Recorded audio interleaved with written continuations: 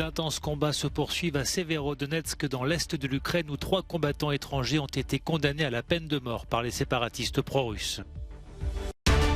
Accusés d'être des mercenaires étrangers combattant pour Kiev, 2 Britanniques et un Marocain ont été condamnés à mort par la justice des autorités séparatistes de Donetsk. La bataille de Severodonetsk pourrait décider du sort du Donbass. De violents combats se sont poursuivis ce jeudi dans la capitale de l'oblast de Louhansk, contrôlée en grande partie par l'armée russe. Mais elle continue de faire face à la résistance acharnée des forces ukrainiennes. Les tirs d'artillerie et les combats de rue font régulièrement bouger les lignes dans les 2 sens. Il y a une soi-disant frontière qui divise la ville en 2. Une partie occupée par les Russes et une partie sous contrôle ukrainien. Cette frontière peut se déplacer de manière significative, y compris pendant la journée. Si nous reprenons 3, 4 ou 5 maisons, la ligne de défense se déplace dans une direction complètement différente. L'armée ukrainienne réclame avec insistance aux Occidentaux des armes plus puissantes, notamment des systèmes de lance-roquettes multiples d'une portée d'environ 80 km qui lui permettraient, selon elle, de récupérer des territoires perdus. Dans la région voisine de Donetsk, un tribunal de la République séparatiste a condamné 3 combattants étrangers à la peine de mort, 2 Britanniques et un Marocain, accusés d'être des mercenaires à la solde de l'Ukraine. Parallèlement, l'armée russe fait l'étalage de sa puissance militaire. Elle a diffusé des images de destruction de drones ukrainiens ou de tirs incessants jour et nuit de son artillerie sur les positions ennemies.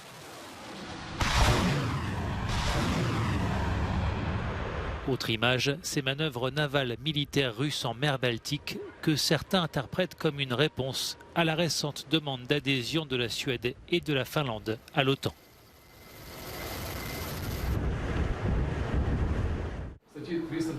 En venant combattre en Ukraine, ces hommes avaient peut-être envisagé la mort, mais sûrement pas par la main de la justice. 2 ressortissants britanniques et un Marocain avaient été faits prisonniers en Ukraine où ils combattaient pour Kiev. Jeudi, ils ont été condamnés à mort par la justice des autorités séparatistes de Donetsk pour avoir participé au combat comme mercenaires. J'espérais que la peine serait beaucoup plus juste, compte tenu des circonstances dans lesquelles j'ai aidé l'enquête. Et aussi parce que je me suis rendu à la République populaire de Donetsk. J'aimerais qu'il en soit autrement, mais c'est Dieu qui me jugera le moment venu. Le Royaume-Uni, qui s'est dit gravement préoccupé, a déclaré que les prisonniers de guerre ne devraient pas être condamnés à la peine capitale pour leur participation aux hostilités.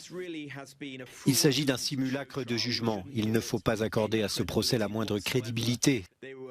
Ces personnes ont été capturées par les forces russes à Mariupol et doivent être traitées conformément au droit international et à la Convention de Genève qui exclut clairement ce genre de procès-spectacle, ces tribunaux fantaisistes et la peine de mort.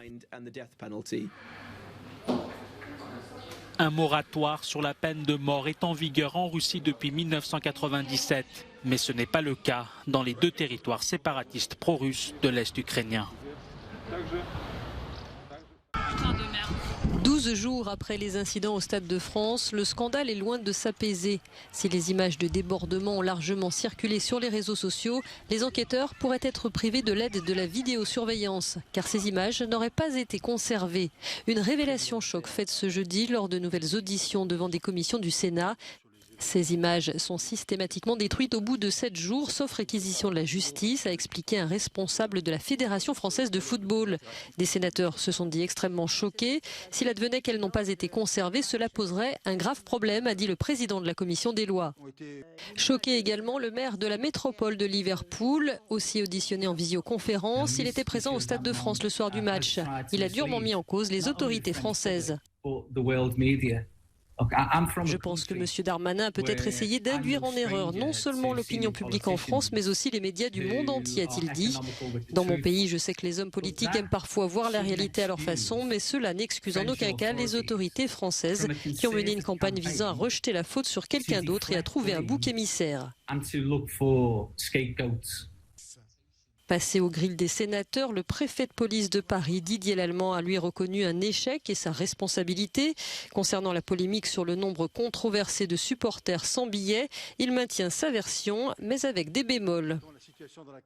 Difficulté. Donc peut-être me suis-je trompé dans le chiffre de 30 à 40 000 que j'ai donné au ministre. Jamais je n'ai prétendu que ce chiffre était à quelques milliers parfaitement juste. Mais il me paraît totalement refléter ce qu'était la situation. Le préfet de police a dit encourager les supporters victimes d'infractions à déposer plainte auprès de la justice française. Les autorités n'ont pour l'instant pas communiqué de chiffres sur le nombre de signalements reçus.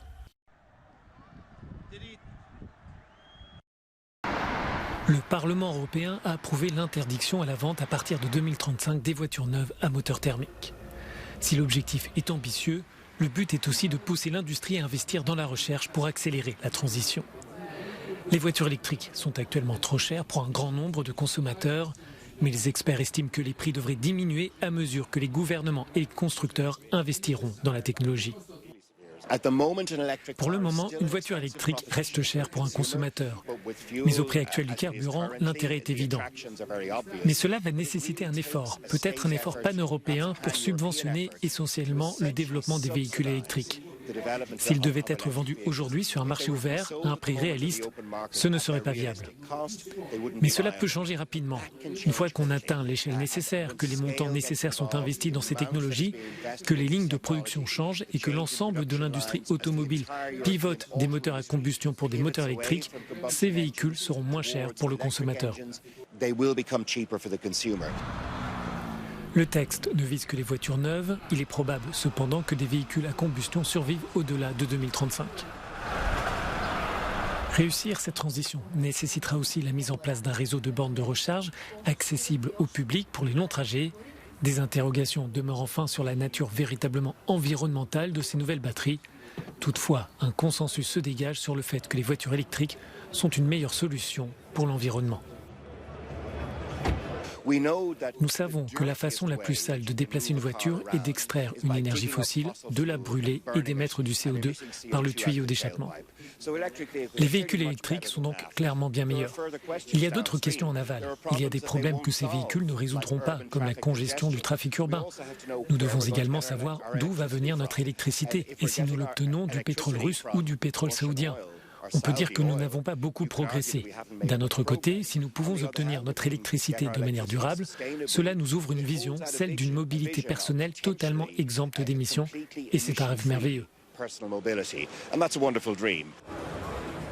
C'est au gouvernement de l'Union européenne de se pencher sur cette question. Il est fort probable que les industriels vont peser de tout leur poids pour réduire l'ambition du texte. Le ministre allemand des Transports s'oppose déjà à cette mesure.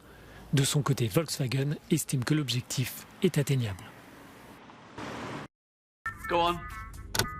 Like that? Brilliant.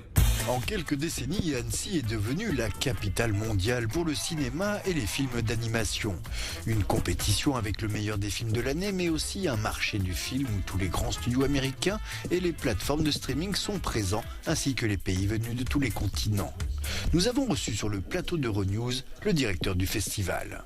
94 pays vont être représentés cette année à Annecy. C'est un nouveau record pour nous. Ce qui nous plaît, c'est de montrer effectivement tout le spectre de la création, quelle que soit la cible, quelle que soit la technique, quel que soit le pays, quel que soit le studio, quelle que soit la taille du studio. Good night. Good night. Yes, yes, yes. Good night.